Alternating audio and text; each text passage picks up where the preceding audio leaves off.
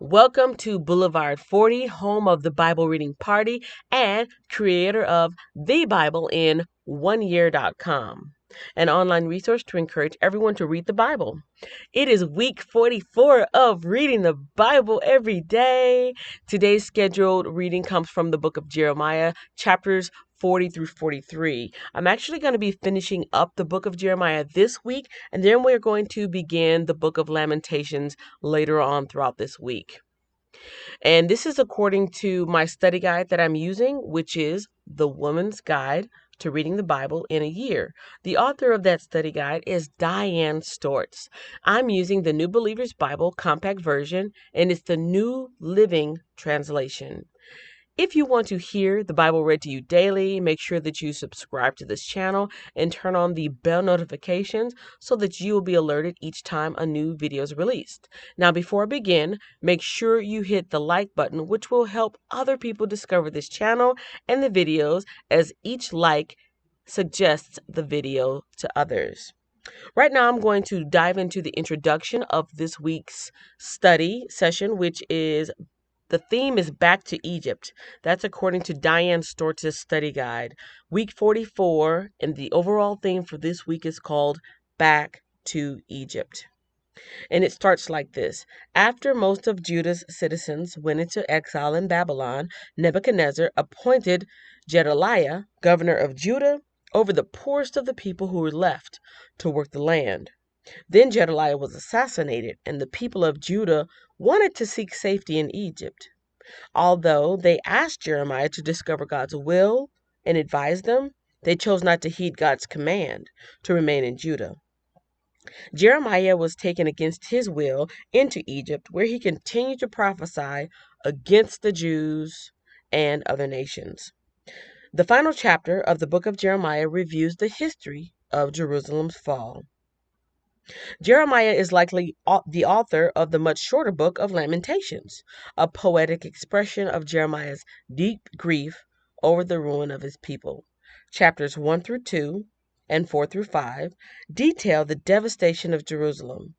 Chapter 3, however, moves from lament to hope, to praise to confession. The book ends with a confident prayer. Jeremiah understands that God will not reject his people forever. The fifth and last part of the book of Psalms opens with a prayer of thanksgiving for deliverance and other psalms of praise. So we will be reading through Jeremiah, Lamentations, and Psalms this week, which is week 44. Okay, today's reading starts now. Jeremiah chapters 40 through 43. The Lord gave a message to Jeremiah after Nebuchadnezzar, the captain of the guard, had released him at Ramah. He had found Jeremiah bound in chains among all the other captives of Jerusalem and Judah who were being sent to exile in Babylon. The captain of the guard called for Jeremiah and said, "The Lord your God has brought this disaster on this land, just as he said he would. For these people have sinned against the Lord and disobeyed him. That is why it happened. But I am going to take off your chains and let you go. If you want to come with me to Babylon, you are welcome. I will see that you are well cared for, but if you don't want to come, you may stay here. The whole land is before you, go wherever you like. If you decide to stay, then return to Gedaliah, son of Ahikam, the grandson of Shaphan. He has been appointed governor of Judah by the king of Babylon. Stay there with the people he rules, but it's up to you. Go wherever you like." Then Nebuzaradan, the captain of the guard, gave Jeremiah some food and money and let him go. So Jeremiah returned to Gedaliah, son of Ahikam, at Mizpah, and he lived in Judah with the few who were still left in the land. Gedaliah governs in Judah. The leaders of the Judean guerrilla bands in the countryside heard that the king of Babylon had appointed Gedaliah, son of Ahikam, as governor over the poor people who were left behind in Judah, the men, women, and children who hadn't been exiled to Babylon. So they went to see Gedaliah at Mizpah. These included Ishmael, son of Nethaniah, Johanan, and Jonathan, sons of Kareah, Seraiah, son of Tanhumeth, the son of Ephi, the son of Netophathite, Jezaniah, son of Maacathite, and all their men. Gedaliah vowed to them that the Babylonians meant them no harm. Don't be afraid to serve them. Live in the land and serve the king of Babylon, and all will go well for you, he promised. As for me, I will stay at Mizpah to represent you before the Babylonians who come to meet with us. Settle in the towns you have taken and live off the land. Harvest the grapes and summer fruits and olives and store them away. When the Judeans in Moab, Ammon, Edom, and the other nearby countries heard that the king of Babylon had left a few people in Judah, and that Gedaliah was the governor, they began to return to Judah from the places to which they had fled. They stopped at Mizpah to meet with Gedaliah, and then went into Judah countryside to gather a great harvest of grapes and other crops. A plot against Gedaliah. Soon after this, Johanan, son of Kareah, and the other guerrilla leaders came to Gedaliah at Mizpah. They said to him, "Did you know that Baalis, king of Ammon, has sent Ishmael, son of Nethaniah, to assassinate you?" But Gedaliah refused to believe them. Later, Johanan had a private conference with Gedaliah and volunteered to kill Ishmael secretly. "Why should we let him come and murder you?" Johanan asked. "What will happen to the Judeans who have returned? Why should the few of us who are still left be scattered and lost?" But Gedaliah said to Johanan, "I forbid you to do any such thing, for you are lying about Ishmael." Chapter 41. The Murder of Gedaliah. But in mid-autumn, Ishmael, son of Nethaniah and grandson of Elishama, who was a member of the royal family and had been one of the king's high officials, went to Mizpah with 10 men to meet Gedaliah. While they were eating together, Ishmael and his 10 men suddenly jumped up, drew their swords, and killed Gedaliah, whom the king of Babylon had appointed governor. Ishmael also killed all the Judeans and the Babylonians, soldiers, who were with Gedaliah at Mizpah. The next day, before anyone had heard about Gedaliah's murder, 80 men arrived from Shechem, Shiloh, and Samaria to worship at the temple of the Lord. They had shaved off their beards, torn their clothes, and cut themselves, and had brought along grain offerings and frankincense. Ishmael left Mizpah to meet them, weeping as he went. When he reached them, he said, "Oh, come and see what has happened to Gedaliah." But as soon as they were all inside the town, Ishmael and his men killed all but 10 of them, and threw their bodies into a cistern. The other 10 had talked Ishmael into letting them go by promising to bring him their stores of wheat, barley, olive oil, and honey that they had hidden away. The cistern where Ishmael dumped the bodies of the men he murdered was the large one, dug by King Asa when he fortified Mizpah to protect himself against King Baasha of Israel. Ishmael, son of Nethaniah, filled it with corpses. Then Ishmael made captives of the king's daughters and the other people who had been left under Gedaliah's care in Mizpah by Nebuzaradan, the captain of the guard. Taking them with him, he started back toward the land of Ammon. But when Johanan, son of Kareah, and the other guerrilla leaders heard about Ishmael's crimes, they took all their men and set out to stop him. They caught up with him at the large pool near Gibeon. The people Ishmael had captured shouted for joy when they saw Johanan and the other guerrilla leaders, and all the captains from Mizpah escaped and began to help Johanan. Meanwhile, Ishmael and the 8 of his men escaped from Johanan into the land of Ammon. Then Johanan, son of Kareah, and the other guerrilla leaders took all the people they had rescued in Gibeon, the soldiers, women, children, and court officials whom Ishmael had captured after he killed Gedaliah. They took them all to the village of Geruth Kimham, near Bethlehem. where they prepared to leave for Egypt. They were afraid of what the Babylonians would do when they heard that Ishmael had killed Gedaliah, the governor appointed by the Babylonian king. Chapter 42. Warning to stay in Judah. Then all the guerrilla leaders, including Johanan, son of Kareah, and Jezaniah, son of Hoshaniah, and all the people from the least to the greatest, approached Jeremiah the prophet. They said, "Please pray to the Lord your God for us. As you can see, we are only a tiny remnant compared to what we were before. Pray that the Lord your God will show us what to do and where to go." "All right," Jeremiah replied. "I will pray to the Lord your God as you have asked, and I will tell you everything he says. I will hide nothing from you."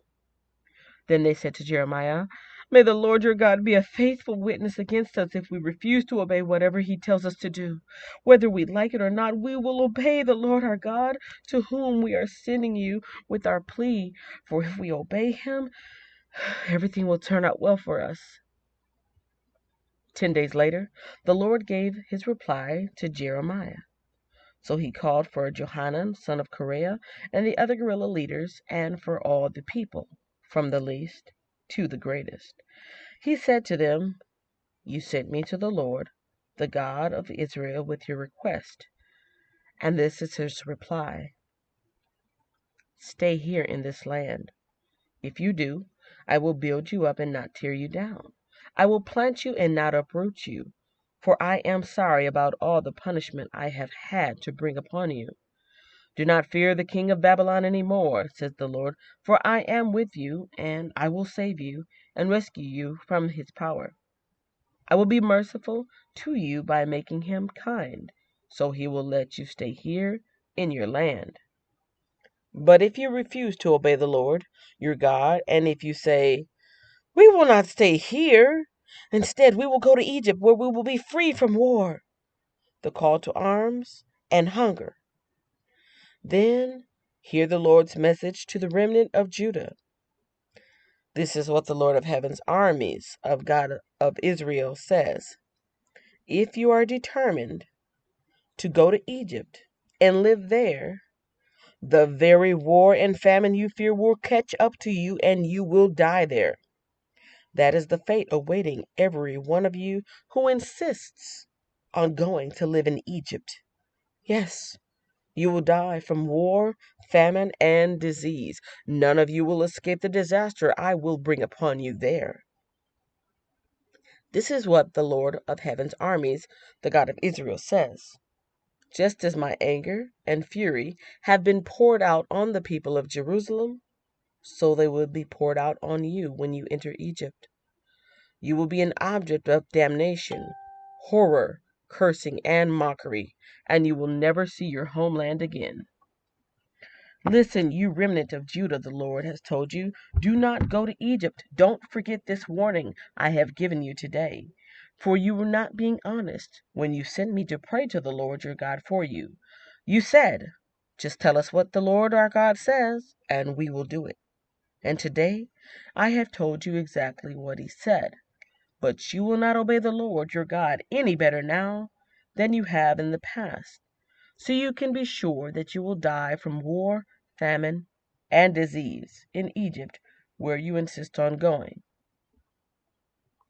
Chapter 43. Jeremiah taken to Egypt. When Jeremiah had finished giving his message from the Lord their God to all the people, Azariah, son of Hoshiah, and Johanan, son of Kareah, and all the other proud men, said to Jeremiah, "You lie. The Lord our God hasn't forbidden us to go to Egypt. Baruch, son of Neriah, has convinced you to say this because he wants us to stay here and be killed by the Babylonians or be carried off into exile." So Johanan and the other guerrilla leaders and all the people refused to obey the Lord's command to stay in Judah. Johanan and the other leaders took with them all the people who had returned from the nearby countries to which they had fled. In the crowd were men, women, and children. the king's daughters, and all those whom Nebuzaradan, the captain of the guard, had left with Gedaliah. The prophet Jeremiah and Baruch were also included. The people refused to obey the voice of the Lord and went to Egypt, going as far as the city of Tahpanhes. Then at Tahpanhes the Lord gave another message to Jeremiah. He said, "While the people of Judah are watching, take some large rocks and bury them under the pavement stones at the entrance of Pharaoh's palace here at Tahpanhes. Then say to the people of Judah, 'This is what the Lord of heaven's armies, the God of Israel, says. I will certainly bring my servant Nebuchadnezzar, king of Babylon, here to Egypt. I will set his throne over these stones that I have hidden. He will spread his royal canopy over them, and when he comes, he will destroy the land of Egypt. He will bring death to those destined for death, captivity to those destined for captivity, and war to those destined for war. He will set fire to the temple of Egypt's gods. He will burn the temples and carry the idols away as plunder. He will pick clean the land of Egypt as a shepherd picks fleas from his cloak, and he himself will leave unharmed. He will break down the sacred pillars standing in the temple of the sun in Egypt, and he will burn down the temples of Egypt's gods." This concludes today's reading. If you enjoyed it, share it with someone else who would appreciate it. Then head over to our website, www.thebibleinOneyear.com. Use the number 1 for helpful resources to encourage everyone to read the Bible. Links to that website, the Bible I read from, my study guide, and some pretty cool Bible channels are located in the description box below, so check that out. I look forward to responding to your feedback and any questions you may have in the comment section below. I thank you for listening to today's reading, and I will see you in the next one.